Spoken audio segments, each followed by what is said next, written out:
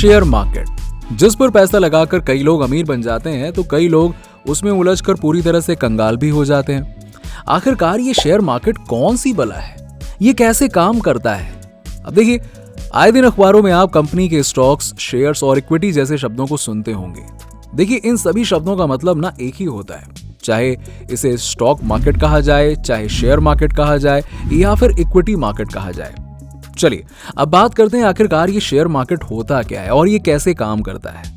तो आज की वीडियो में आपको शेयर मार्केट से जुड़ी A to Z बातें हम बताने वाले हैं, पर उससे पहले वीडियो में आगे बढ़ने से पहले चैनल को सब्सक्राइब जरूर कर लीजिएगा।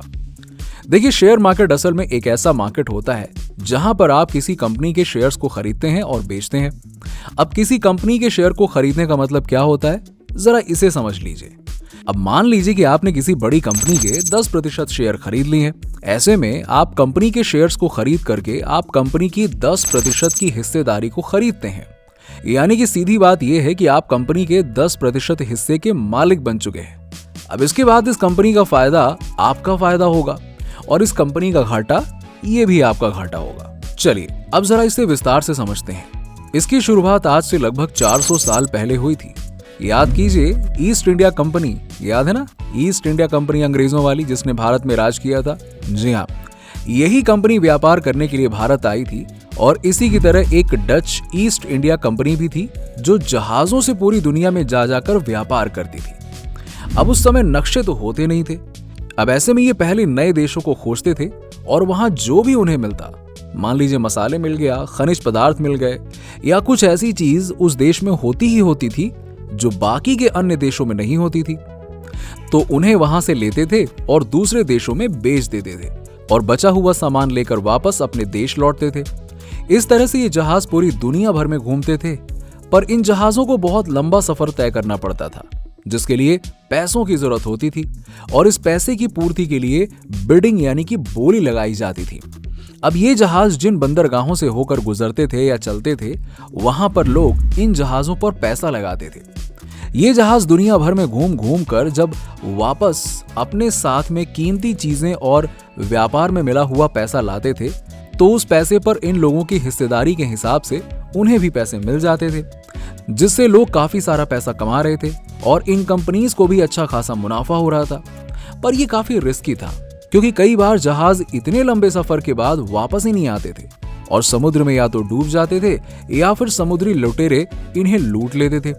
अब ऐसे में लोगों को एक बात तो समझ में आ गई कि किसी एक जहाज पर पैसा लगाने के बजाय कई सारे जहाजों पर पैसा लगाया जाए, ताकि उनमें से कोई तो वापस आए जिससे उन्हें मुनाफा हो।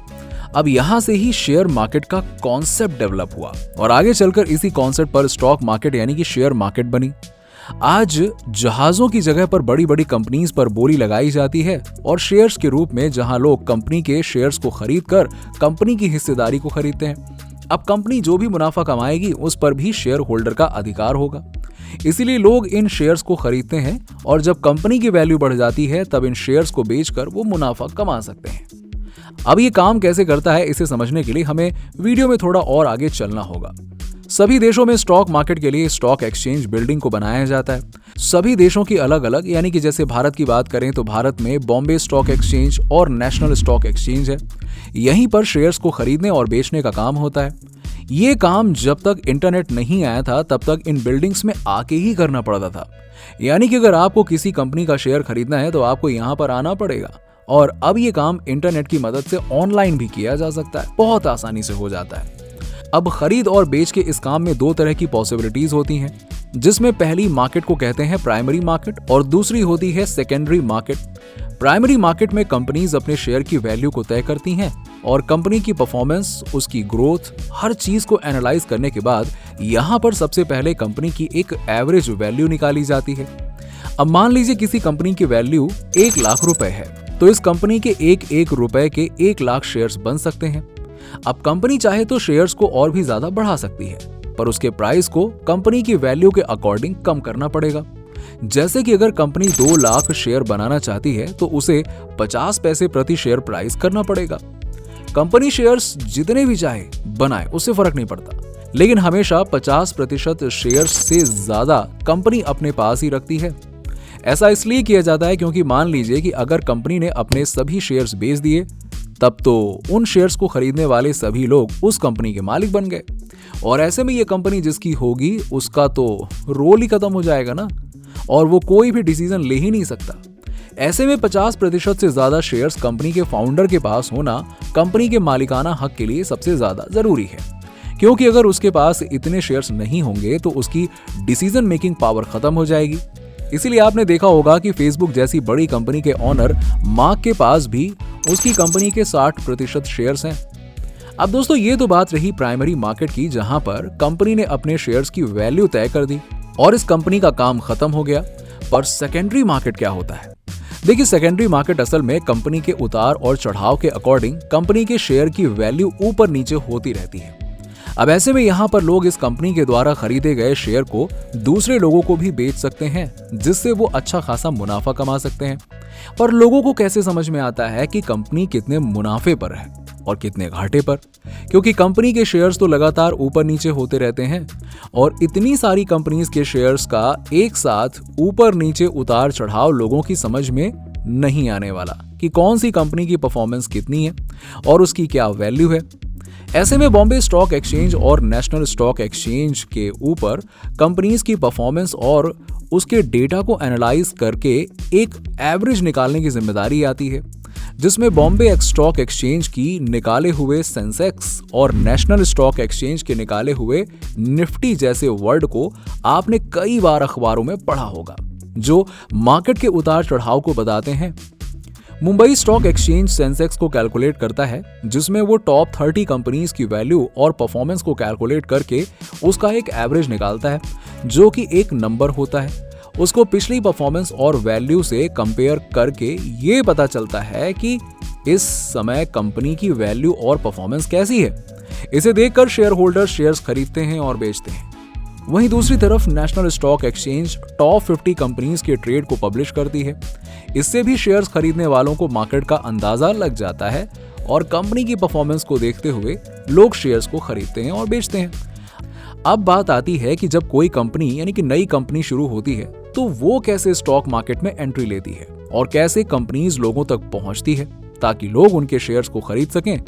इसके लिए देखिए, कंपनी को स्टॉक मार्केट में खुद की कंपनी को रजिस्टर करवाना होता है, जिसका प्रोसेस काफी ज्यादा मुश्किल होता है और इस प्रोसेस में सिक्योरिटी पर्पस से कंपनी को कई सारे पैरामीटर्स पर खरा उतरना पड़ता है। किसी कंपनी को स्टॉक मार्केट में जगह देना काफी ज्यादा रिस्की होता है, क्योंकि अगर कोई फेक कंपनी अपनी झूठी रिपोर्ट्स और झूठा टर्नओवर को बताकर ये बताती है कि उसकी कंपनी की वैल्यू बहुत ही ज्यादा है और वो काफी सारे पैसे कमा रही है, ऐसे में लोग उसके शेयर्स पर ये विश्वास करेंगे कि भैया ये कंपनी तो बहुत फायदा देने वाली है और उसके शेयर्स को खरीदने लग जाएंगे और हो सकता है कि ये कंपनी बाद में सभी के पैसे लेकर भाग जाए। ऐसी कई घटनाएं भारत में पहले भी हो चुकी हैं। हर्षद मेहता का स्कैम जो काफी पॉपुलर है और उसे आप तो अच्छी तरह से जानते ही होंगे। इसीलिए ऐसी गलती ना हो, इसके लिए स्टॉक मार्केट में रजिस्टर करने के लिए कंपनी को लगभग 3 साल का समय लगता है और रजिस्टर होने से पहले भी उसके पास कुछ शेयर होल्डर्स होने चाहिए।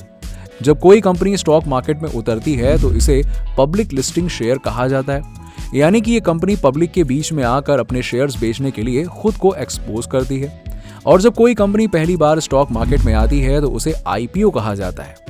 इन कंपनीज पर पैनी नजर रखने के लिए, ताकि कोई बड़ा स्कैम ना हो जाए, इसके लिए सेबी यानी कि security and exchange board of India को बनाया गया है, जो कंपनीज और स्टॉक एक्सचेंज बोर्ड पर नजर रखती है। अब अगर एक आम इंसान की बात करें तो जिसका इन सब से कोई लेना देना नहीं है, पर वो शेयर्स को खरीद कर पैसा कमाना चाहता है, तो उसको शेयर्स खरीदने के लिए उसका personal banking account, trading account और डीमैट अकाउंट की जरूरत होती ही होती है।